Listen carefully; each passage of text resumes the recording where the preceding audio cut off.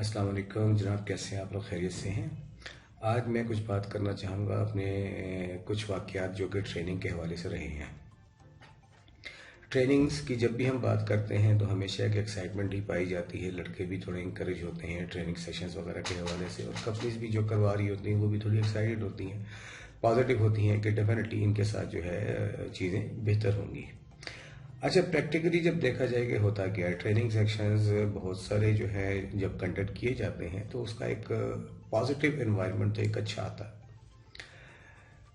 लेकिन ये भी देखा गया है कि कुछ ट्रेनिंग सेशंस के अंदर या ज़्यादातर ट्रेनिंग सेशंस के अंदर पार्टिसिपेंट्स बैठे होते हैं, वो दिल से ट्रेनिंग को ओव नहीं कर रहे होते, और ज़्यादातर वो ज़ाहिरन तो ये बात नहीं करते, लेकिन उनके जहन में यही होता है कि ये बातें जितनी भी की जा रही हैं उनमें ज़्यादातर प्रैक्टिकल नहीं है।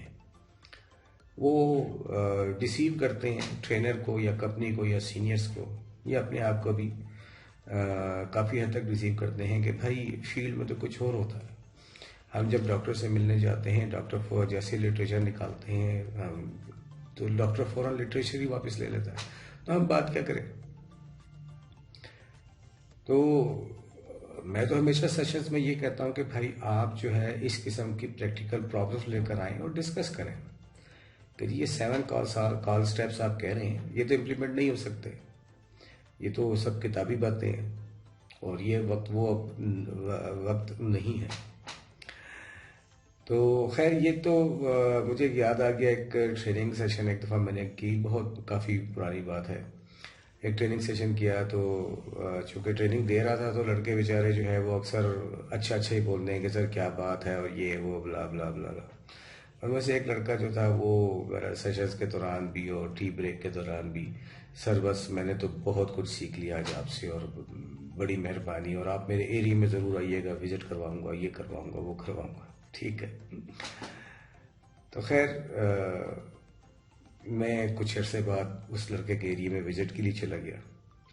जब विज़िट के लिए किया, 2 कॉल्स जब हमने की तो समझ आ गई कि भाई मेरे काम कोई ख़ास तो है नहीं, लेकिन इवन देन वो लड़का जो था वो रजिस्ट कर रहा था, कह रहा था जी मेरा काम बहुत अच्छा है, ये वो सारा। हम तो खैर सिंपल जो भी था, काम के तो कई किस्म के ऑब्जेक्टिव्स होते हैं, लेकिन इतनी ज़्यादा काम में गैप्स होने के बावजूद भी वो लड़का जो था अपने आप को जो था प्रोजेक्ट करने की, एक्स्ट्रा प्रोजेक्ट करने की कोशिश कर रहा था।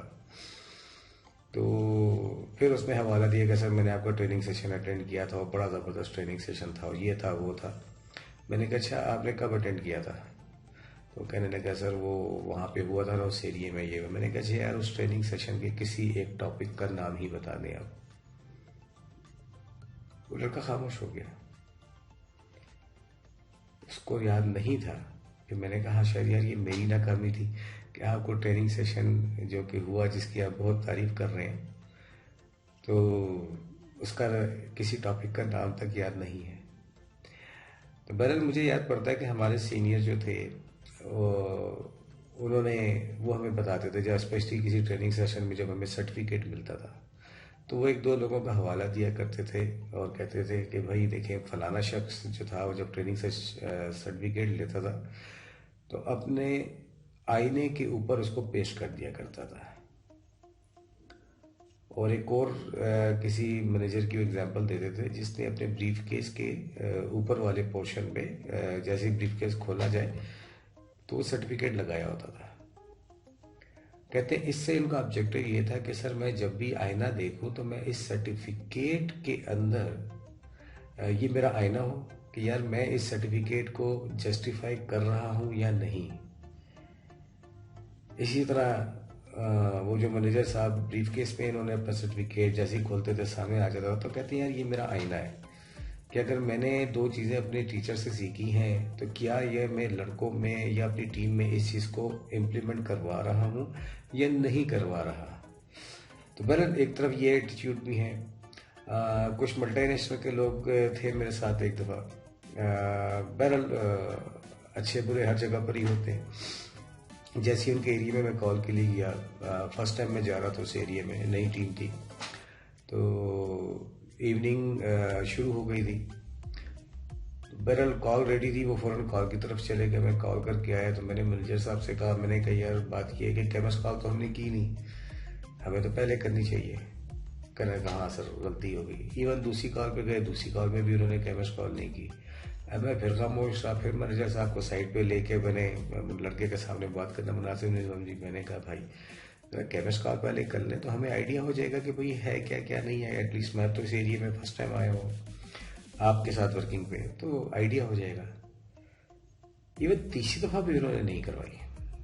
अच्छा, मुझे भी थोड़ी चिढ़ हो गई, मेरा भी मूड थोड़ा सा वो हो गया। मैंने कहा भाई ये तो बात मान ही नहीं रहे। एक जगह पे उन्होंने केमिस्ट कॉल थोड़ी सी कर ली। फिर हम कंसल्टेंट एरिया में काम के लिए चले गए। अब वहाँ भी थोड़ा कुछ ऐसा ही हुआ। मैं वेट करता रहा कि ये पहले मुझे शायद केमिस्ट कॉल करवाएंगे, लेकिन इन्होंने केमिस्ट कॉल मुझे नहीं करवाई। फिर चूंकि वो कॉल में कंसल्टेंट साहब की थोड़ा सा टाइम था, तब मैं मैनेजर साहब को लेके साइड पे बैठ के गपशप वगैरह लगाने शुरू कर दी। और उनको फिर थोड़ा सा मैंने बताना चाहा कि देखें यार ट्रेनिंग सेशंस या में बात हुई थी या जो भी था, केमिस्ट कॉल तो बेसिक चीज़ है। अगर आप सीनियर के साथ इम्प्लीमेंट नहीं करेंगे तो आप कैसे ये एक्सपेक्ट करेंगे कि आपका लड़का केमिस्ट कॉल करेगा। अच्छा, वो थोड़े सीनियर भी थे, वो इरिटेट हो गए। उन्होंने जेब से पर्स निकाला, पिछली जेब से, और एक कागज का टुकड़ा निकाला, बल्कि कार्ड था, सॉरी, वो लेमिनेशन हुई थी इसकी।